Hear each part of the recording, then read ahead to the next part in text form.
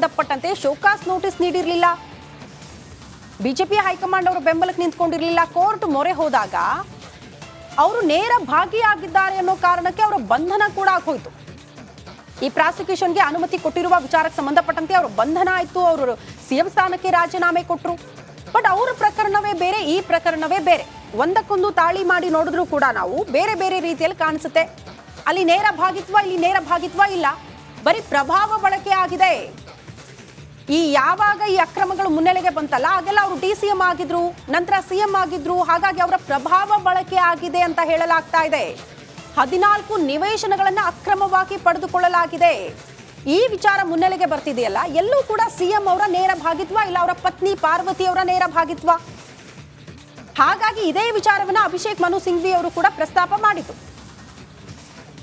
ಯಡಿಯೂರಪ್ಪನವರ ಕೇಸಲ್ಲಿ ಡಿನೋಟಿಫಿಕೇಶನ್ ಪ್ರಕರಣವನ್ನ ಗಮನಿಸಿದ್ರೆ ತನಿಖಾ ಸಂಸ್ಥೆ ತನಿಖೆ ಮಾಡಿ ಒಂದು ವರದಿಯನ್ನ ಕೊಟ್ಟ ಬಳಿಕವೇ ತನಿಖೆಗೆ ಅನುಮತಿ ನೀಡಲಾಗಿತ್ತು. ಹಾಗಾಗಿ ಆ ಕೇಸ್ ಬೇರೆ ಅಂತ. ಇಲ್ಲಿ ಯಾವುದೇ ತನಿಖಾ ಸಂಸ್ಥೆಗಳು ತನಿಖೆ ಮಾಡಿಲ್ಲ, ವರದಿ ಸಲ್ಲಿಕೆ ಮಾಡಿಲ್ಲ. ಯಾರೊಬ್ಬ ಖಾಸಗಿ ವ್ಯಕ್ತಿ ಬಂದು ದೂರು ಕೊಡ್ತಾರೆ ಅಂತ ಅಂದ್ರೆ ತತ್ಕ್ಷಣಕ್ಕೆ ತರಾತುರಿಯಲ್ಲಿ ರಾಜ್ಯಪಾಲರು ಪ್ರಾಸಿಕ್ಯೂಷನ್ಗೆ ಅನುಮತಿ ಕೊಡ್ತಾರೆ ಅಂತ ಅಂದ್ರೆ ಅಲ್ಲಿಗೆ ಬಹಳ ಸ್ಪಷ್ಟ, ರಾಜ್ಯಪಾಲರು ತಮ್ಮ ವಿವೇಚನಾ ಬಳಸದೆ ತರಾತುರಿಯಲ್ಲಿ ನಿರ್ಧಾರ ಕೈಗೊಂಡಿದ್ದಾರೆ ಅನ್ನುವಂತಹ ವಿಚಾರವನ್ನ ಅಭಿಷೇಕ್ ಮನು ಸಿಂಘ್ವಿ ಅವರು ಪ್ರಸ್ತಾಪ ಮಾಡಿದ್ರು. ಹಾಗಾಗಿ ಅದಕ್ಕೆ ಸಂಬಂಧಪಟ್ಟಂತೆ ಇವತ್ತು ಯಾವ ಉತ್ತರ, ರಾಜ್ಯಪಾಲರ ತರಾತುರಿ ನಿರ್ಧಾರವೋ ಅಥವಾ ಸಿಎಂ ಸಿದ್ದರಾಮಯ್ಯನವರ ಮೇಲೆ ಕೇಳೋದಕ್ಕೆ ಸಿಕ್ಕಿರುವಂತಹ ಈ ಆರೋಪ ಇದೆಯಲ್ಲ, ಅದಕ್ಕೆ ಸಂಬಂಧಪಟ್ಟಂತೆ ಏನಾದರೂ ಸಾಕ್ಷಿಗಳಿದೆಯಾ, ಯಾವ್ದಾದ್ರೂ ತನಿಖಾ ಸಂಸ್ಥೆ ನಿಮಗೆ ವರದಿ ಕೊಟ್ಟಿದೆಯಾ, ಅದರ ಆಧಾರದಲ್ಲಿ ನೀವೇನಾದ್ರೂ ಆದೇಶ ಕೊಟ್ಟಿದ್ದೀರಾ, ಅದಕ್ಕೇನು ಸಮರ್ಥನೆ? ಇದು ಪ್ರಶ್ನೆ ಇದೆ. 5 ಹಂತದಲ್ಲಿ ನಾವು ವಾದ ಮಾಡ್ತೀವಿ ಅಂತ ತುಷಾರ್ ಮೆಹ್ತಾ ಅವರು ಹೇಳಿದ್ದಾರೆ. ಆ 5 ಹಂತ ಯಾವುದು, ಆ 5 ಅಂಶಗಳು ಏನಾಗಿರುತ್ತೆ ಅನ್ನೋದು ಸದ್ಯ ಇರುವಂತಹ ಕುತೂಹಲ.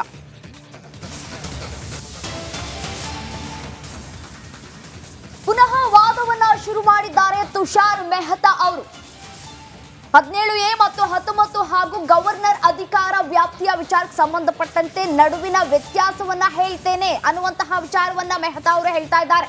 ಲಲಿತಾ ಕುಮಾರಿ ಕೇಸ್ ಸುಪ್ರೀಂ ಕೋರ್ಟ್ ಏನ್ ಹೇಳಿದೆ ಅನ್ನುವಂತಹ ವಿಚಾರವನ್ನ ಪ್ರಸ್ತಾಪ ಮಾಡಿದ್ದಾರೆ. ನೋಡಿ, ಯೂಶಲಿ ಇಂತ ಕೋರ್ಟ್ ಅಲ್ಲಿ ವಾದ ಪ್ರತಿವಾದ ಆಗ್ತಾ ಇದ್ದಂತ ಸಂದರ್ಭದಲ್ಲಿ ಹಳೆಯ ಕೇಸ್ಗಳ ಉದಾಹರಣೆಯನ್ನ ನೀಡಲಾಗುತ್ತೆ.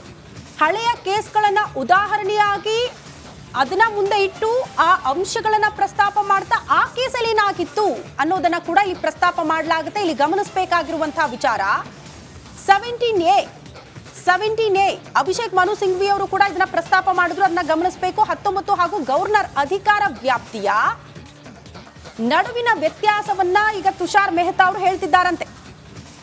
ಲಲಿತಾ ಕುಮಾರಿ ಕೇಸ್ ಸುಪ್ರೀಂ ಕೋರ್ಟ್ ಏನ್ ಹೇಳಿದೆ ಆ ಕೇಸ್ಗೆ ಸಂಬಂಧಪಟ್ಟಂತೆ ಅದನ್ನ ಉದಾಹರಣೆಯಾಗಿ ಮುಂದಿಡುತ್ತಿದ್ದಾರೆ.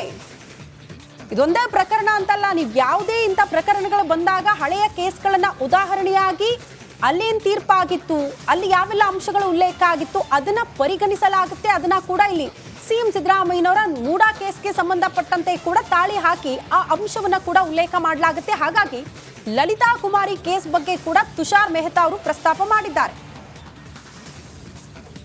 ದೂರುದಾರರು ಒಂದು ಕೇಸ್ನಲ್ಲಿ ನೋಟಿಸ್ ನೀಡಿದ್ದಾರೆ, ದೂರುದಾರರು ಒಂದು ಕೇಸ್ನಲ್ಲಿ ನೋಟಿಸ್ ಕೊಟ್ಟಿದ್ದಾರೆ, ಇನ್ನೆರಡು ಪ್ರಕರಣದಲ್ಲಿ ನೋಟಿಸ್ ನೀಡಿಲ್ಲ ಎಂದಿದ್ದಾರೆ. ಆದ್ರೆ 17A ಅಡಿ ಸ್ವಾಭಾವಿಕ ನ್ಯಾಯದ ತತ್ವ ಪಾಲನೆ ಮಾಡಬೇಕಿಲ್ಲ, ಮಾಡಬೇಕಾಗಿತ್ತು ಅಂತ ಅಭಿಷೇಕ್ ಮನು ಸಿಂಘ್ವಿ ಅವರು ಹೇಳಿದ್ರು. ಬಟ್ ತುಷಾರ್ ಮೆಹ್ತಾ ಅವರ ವಾದ ನೋಡಿ, ಮಾಡ್ಬೇಕೆ ಅಂತ ಏನಿಲ್ವಲ್ಲ, ಇದನ್ನ ಪ್ರಸ್ತಾಪ ಮಾಡ್ತಿದ್ದಾರೆ. ಇದೇ ಹೇಳೋದು, ವಾದ ಪ್ರತಿವಾದ. ಅವರು ಪಾಲನೆ ಮಾಡಬೇಕಾಗಿತ್ತು, ಸಾಮಾನ್ಯ ನ್ಯಾಯದ ತತ್ವ ಪಾಲನೆ ಮಾಡಬೇಕಾಗಿತ್ತು ರಾಜ್ಯಪಾಲರು 17A ಪ್ರಕಾರ. ಅದ್ಯಾವುದು ಕೂಡ ರಾಜ್ಯಪಾಲರು ಮಾಡಿಲ್ಲ ಅನ್ನೋದನ್ನ ಅಭಿಷೇಕ್ ಮನು ಸಿಂಘ್ವಿ ಅವರು ಈ ಹಿಂದೆ ಸಿಎಂ ಪರವಾಗಿ ವಾದ ಮಂಡನೆ ಮಾಡಂತಹ ಸಂದರ್ಭದಲ್ಲಿ ಹೇಳ್ತಾ ಇದ್ರು, ಪ್ರಸ್ತಾಪ ಕೂಡ ಮಾಡಿದ್ದಾರೆ. ಅದಕ್ಕೆ ಸಂಬಂಧಪಟ್ಟಂತೆ ಈಗ ಪ್ರತಿವಾದ ತುಷಾರ್ ಮೆಹ್ತಾ ಅವರಿಂದ 17A ಸ್ವಾಭಾವಿಕ ನ್ಯಾಯದ ತತ್ವ ಏನಿದೆ, ಎಲ್ಲ ಕಡೆ ರಾಜ್ಯಪಾಲರ ದುರುಪಯೋಗ ಆಗ್ತಾ ಇರುವಂತದ್ದು ಇಡೀ ದೇಶದಲ್ಲೇ ಆಗ್ತಾ ಇದೆ. ಅದೇ ರೀತಿಯ ಕರ್ನಾಟಕದಲ್ಲೂ ಕೂಡ ಒಂದು ಚುನಾಯಿತ ಸರ್ಕಾರವನ್ನ ಅಸ್ಥಿರಗೊಳಿಸಬೇಕು, ಸರ್ಕಾರಕ್ಕೆ ತೊಂದರೆ ಕೊಡಬೇಕು, ಕಿರುಕುಳ ಕೊಡಬೇಕು ಅಂತ ರಾಜ್ಯಪಾಲರನ್ನ ಇವತ್ತು ಉಪಯೋಗ ಮಾಡ್ತಾ ಇದ್ದಾರೆ ಬಿಜೆಪಿ. ಅದು ಇವತ್ತು ನಾವು ಖಂಡಿಸ್ತಾ ಇದ್ದೀವಿ. ಮತ್ತು ಅವರನ್ನೇ ಭೇಟಿ ಮಾಡಿ ನೀವು ಇದನ್ನು ನಿಲ್ಲಿಸಿ ಅಂತ ಹೇಳುವಂಥದ್ದಕ್ಕೆ ನಾವೆಲ್ಲ ಹೊರಟಿದ್ದೇವೆ. ರಾಜ್ಯಪಾಲರನ್ನ ಭೇಟಿ ಮಾಡಿ ಈ ಥರ ಎಲ್ಲ ನೀವು ಮಾಡಬಾರ್ದು, ನಿಮ್ಮ ಹುದ್ದೆಗೆ ಅಗೌರವವನ್ನು ನೀವು ತರ್ತಾ ಇದ್ದೀರಾ, ಮತ್ತು ಈ ಸರ್ಕಾರದ ಒಬ್ಬ ಮುಖ್ಯಸ್ಥ ಆಗಿ, ಯಾಕಂದರೆ ಕಾನ್ಸ್ಟಿಟ್ಯೂಷನ್ ಹೆಡ್ಡು ರಾಜ್ಯಪಾಲರು, ನೀವೇ ಸರ್ಕಾರದ ವಿರುದ್ಧ ಮತ್ತು ಒಬ್ಬ ಮುಖ್ಯಮಂತ್ರಿಯ ವಿರುದ್ಧ ಈ ಥರ ಷಡ್ಯಂತ್ರಗಳು ಮಾಡುವಂಥದ್ದು ಅದು ಸಮಂಜಸ ಅಲ್ಲ, ಒಳ್ಳೆಯದಲ್ಲ. ಇದು ಅತ್ಯಂತ ಕೆಟ್ಟ ನಡೆ ಅಂತ ಹೇಳಿ ಇದನ್ನು ನೀವು ಕೈ ಬಿಡಬೇಕು ಅಂತ ಹೇಳೋದಕ್ಕೆ ನಾವು ರಾಜ್ಯಪಾಲರನ್ನ ಭೇಟಿ ಮಾಡಕ್ಕೆ ಹೋಗ್ತಾ ಇದ್ದೀವಿ. ಈಗ ಹೈಕಮಾಂಡ್ ಮಟ್ಟದಲ್ಲಿ ಅಥವಾ ದೆಹಲಿ ಮಟ್ಟದಲ್ಲಿ ಹೋರಾಟಗಳು ಹೆಂಗಿದಾವೆ, ರಾಷ್ಟ್ರಪತಿಗಳಿಗೆ ವಿಚಾರವನ್ನು ಮುಟ್ಟಿಸೋ ನಿಟ್ಟಿನಲ್ಲಿ ತಾವು ಏನೇನು ತಯಾರಿಗಳು ಮಾಡ್ತಾ ಇದ್ದೀವಿ ಅದು ನೋಡೋಣ, ಮುಂದೆ ಏನು ಮಾಡಬೇಕಂತ ನಾವು ಮಾಡ್ತೀವಿ. ಇವತ್ತೇ ನಾವು ಇಲ್ಲಿ ರಾಜ್ಯಪಾಲರನ್ನ ಭೇಟಿ ಮಾಡಿ ಅವರಿಗೆಲ್ಲ ಈ ಥರ ಅವ್ರಿಗೆ ಸ್ವಲ್ಪ ಮಾರ್ಗದರ್ಶನ, ಸ್ವಲ್ಪ ಬುದ್ಧಿವಾದವನ್ನು ಹೇಳಬೇಕು ಅಂತ ಇದ್ದೀವಿ. ನೀವು ಈ ರೀತಿ ಮಾಡೋದ್ರಿಂದ ರಾಜ್ಯಕ್ಕೆ ದ್ರೋಹ ಮಾಡ್ತಾ ಇದ್ದೀರಾ, ರಾಜ್ಯದ ವಿರುದ್ಧ ಹೋಗ್ತಾ ಇದ್ದೀರಾ, ರಾಜ್ಯದ ಜನರ ತೀರ್ಪಿನ ವಿರುದ್ಧ ಹೋಗ್ತಾ ಇದ್ದೀರಾ. ನೀವು ಇದನ್ನು ಮಾಡಬಾರ್ದು ಅಂತ ಅವ್ರಿಗೆ ಹೇಳಕ್ ಹೋಗ್ತೀವಿ. ಈ ಹಂತದಲ್ಲಿ ಮುಖ್ಯಮಂತ್ರಿಗಳು ರಾಜೀನಾಮೆ ಕೊಡಬೇಕು ಅನ್ನೋ ವಾದ ಬಿಜೆಪಿಯದ್ದಾಗಿದೆ. ಅಷ್ಟೊಂದು ಸುಲಭ ಇದೆಯಾ ಮುಖ್ಯಮಂತ್ರಿಗಳು ರಾಜೀನಾಮೆ ಕೊಡೋದು? ಇಲ್ಲ, ಏನು ಆಧಾರಗಳಿಲ್ದೇನೆ ಸುಮ್ಮನೆ ಹುಚ್ಚುಚ್ಚಾಗಿ ರಾಜೀನಾಮೆ ಕೊಡಬೇಕು ಅಂತ ಹೇಳುವಂಥದ್ದು ಬಿಜೆಪಿ ಅವ್ರಿಗೆ ಇದೇನು, ಅವ್ರಿಗೇನು ಬೇರೆ ಕೆಲಸ ಕಾರ್ಯ ಇಲ್ಲ. ಅವ್ರಿಗೆ ಸುಮ್ಮನೆ ಎಲ್ಲ ಕಡೆ ಈ ಥರ ಎಲ್ಲ ಈ ಕೆಲಸಗಳು ಮಾಡಿಕೊಂಡು ಸರ್ಕಾರದಲ್ಲಿ ಆಡಳಿತ ನಡಿಬಾರ್ದು, ಸರ್ಕಾರ ಕೆಲಸ ಮಾಡಬಾರ್ದು, ಸರ್ಕಾರಕ್ಕೆ ತೊಂದರೆ ಕೊಡಬೇಕು. ಇದೆಲ್ಲ ಅಂತಿಮವಾಗಿ ಏನಾಗ್ತದೆ, ನಮ್ಮ ಜನರಿಗೇ ತೊಂದರೆ. ಯಾಕಂದರೆ ಸರ್ಕಾರಕ್ಕೆ ಈ ಥರ ತೊಂದರೆಗಳು ಕೊಡೋಕ್ಕೆ ಶುರು ಮಾಡಿದಾಗ ಅಡ್ಮಿನಿಸ್ಟ್ರೇಷನ್ ನಡೆಸೋದು ಕಷ್ಟ ಆಗ್ತದೆ. ಅದೇ ಬಿಜೆಪಿ ಉದ್ದೇಶ. ಕರ್ನಾಟಕದಲ್ಲಿ ಕೆಲಸ ಆಗಬಾರ್ದು, ಕೇಂದ್ರದಿಂದ ಅನುದಾನ ಕೊಡ್ತಾ ಇಲ್ಲ, ಕೇಂದ್ರದಿಂದ ನಮ್ಗೆ ನ್ಯಾಯ. ರಾಜ್ಯಪಾಲರು ಸ್ವತಂತ್ರವಾಗಿ ಕಾರ್ಯನಿರ್ವಹಿಸಬೇಕು. ಸಚಿವ ಸಂಪುಟದ ತೀರ್ಮಾನ ಪರಿಗಣಿಸಬಾರದು. ತುಷಾರ್ ಮೆಹ್ತಾ ಅವರ ವಾದ ಇದು. ಇಲ್ಲಿ ಸಿಎಂ ಸಿದ್ದರಾಮಯ್ಯ ಆರೋಪಿ ಸ್ಥಾನದಲ್ಲಿದ್ದಾರೆ. ರಾಜ್ಯಪಾಲರು ಸ್ವತಂತ್ರವಾಗಿ ಕಾರ್ಯನಿರ್ವಹಿಸಬೇಕು, ಅದೇ ರೀತಿ ಅವರು ನಿರ್ವಹಿಸಿದ್ದಾರೆ. ಕ್ಯಾಬಿನೆಟ್ ನಿರ್ಧಾರವನ್ನ ಪರಿಗಣಿಸಿಲ್ಲ ಅಂತ ಏನು ಅಭಿಷೇಕ್ ಮನು ಸಿಂಘ್ವಿ ಅವರು ಹೇಳಿದ್ರು, ಅದಕ್ಕೆ ಈಗ ಪ್ರತಿವಾದ ಅನ್ನೋ ರೀತಿಯಲ್ಲಿ ತುಷಾರ್ ಮೆಹ್ತಾ ಅವರು ಒಂದು ಅಂಶವನ್ನ ಪ್ರಸ್ತಾಪ ಮಾಡಿದ್ರು. ಸಚಿವ ಸಂಪುಟದ ನಿರ್ಧಾರವನ್ನ ಪರಿಗಣಿಸಬೇಕು ಅಂತ ಏನಿಲ್ಲ, ಪರಿಗಣಿಸಬಾರದು ಅನ್ನುವಂತಹ ವಿಚಾರವನ್ನ ಇಲ್ಲಿ ಪ್ರಸ್ತಾಪ ಮಾಡ್ತಿದ್ದಾರೆ. ಇಲ್ಲಿ ಸಿಎಂ ಸಿದ್ದರಾಮಯ್ಯ ಆರೋಪಿ ಸ್ಥಾನದಲ್ಲಿದ್ದಾರೆ, ಹಾಗಾಗಿ ಕ್ಯಾಬಿನೆಟ್ ನಿರ್ಧಾರವನ್ನ ಪರಿಗಣಿಸಬೇಕಾಗಿಲ್ಲ. ಲಿಖಿತ ದೂರು ಆಧರಿಸಿ ರಾಜ್ಯಪಾಲರು ಪ್ರಾಸಿಕ್ಯೂಷನ್ಗೆ ಅನುಮತಿ ಕೊಟ್ಟಿದ್ದಾರೆ.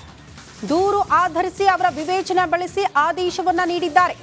ಸಿಎಂ ಪತ್ನಿಯ ಆಸ್ತಿ ಇವರಿಗೆ ಅನ್ವಯ ಆಗಲ್ಲ ಅನ್ನೋದು, ಇದಕ್ಕೆ 17A ಅಡಿಯಲ್ಲಿ ಅನುಮತಿಯೇ ಬೇಕಿಲ್ಲ ಅನ್ನೋದು ಒಂದು ರೀತಿಯ ಸೂಸೈಡ್ ವಾದ ತುಷಾರ್ ಮೆಹ್ತಾ ಅವರು ಪ್ರಸ್ತಾಪ ಮಾಡಿದ್ದಾರೆ. ಲಿಖಿತ ದೂರು ಆಧರಿಸಿ ರಾಜ್ಯಪಾಲರು ಆದೇಶ ಕೊಟ್ಟಿದ್ದಾರೆ, ಅದರಲ್ಲಿ ತಪ್ಪೇನಿದೆ ಅನ್ನೋ ರೀತಿಯಲ್ಲಿ ಒಂದು ಅಂಶವನ್ನ ಉಲ್ಲೇಖ ಮಾಡ್ತಿದ್ದಾರೆ.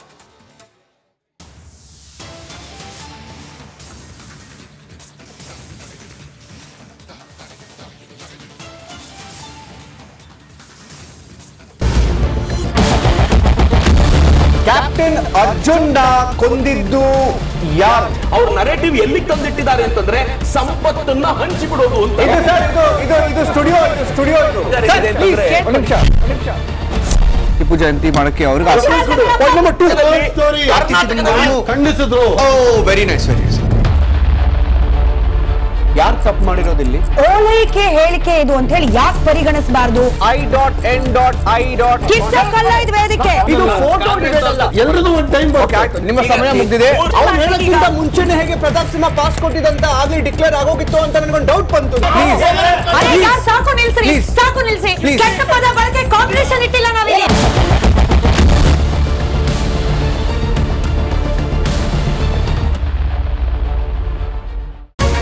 ರಿಪಬ್ಲಿಕ್ ವರ್ಡ್ ಆಪ್ ಇದು ಕೇವಲ ಅಪ್ಲಿಕೇಶನ್ ಅಲ್ಲ, ಸಮಗ್ರ ಸುದ್ದಿಗಳ ಸಂಪರ್ಕ ಮಾರ್ಗಕ್ಕೆ ಕ್ರಾಂತಿಕಾರಿ ಬದಲಾವಣೆ. ರಿಪಬ್ಲಿಕ್ ವರ್ಡ್ ಆಪ್ ಕೇವಲ ಸುದ್ದಿ ಅಪ್ಲಿಕೇಶನ್ ಪರಿಚಯಿಸ್ತಾ ಇಲ್ಲ, ಬದಲಾಗಿ ಡಿಜಿಟಲ್ ಸುದ್ದಿ ಬಳಕೆಯ ಹೊಸ ಯುಗಕ್ಕೆ ನಾಂದಿ ಹಾಡ್ತಾ ಇದೆ. ಇದೊಂದು ಬ್ರೇಕಿಂಗ್ ನ್ಯೂಸ್, ಪ್ರಭಾವಶಾಲಿ ಕಾರ್ಯಕ್ರಮಗಳಿಗೆ ಗಟ್ಟಿಯಾದ ನ್ಯೂಸ್. ಇಲ್ಲಿ ಕೇವಲ ತಾಜಾ ಸುದ್ದಿ, ಅದರ ನೇರ ಪ್ರಸಾರ ಮತ್ತು ಚರ್ಚೆಗಳಿಗೆ ಮಾತ್ರ ಅವಕಾಶ. ರಿಪಬ್ಲಿಕ್ ವರ್ಲ್ಡ್ ಆಪ್ ಡೌನ್ಲೋಡ್ ಮಾಡಿಕೊಳ್ಳಿ. ಗೂಗಲ್ ಪ್ಲೇ ಸ್ಟೋರ್ ಮತ್ತು ಆಪಲ್ ಆಪ್ ಸ್ಟೋರ್ನಲ್ಲಿ ಲಭ್ಯವಿದೆ.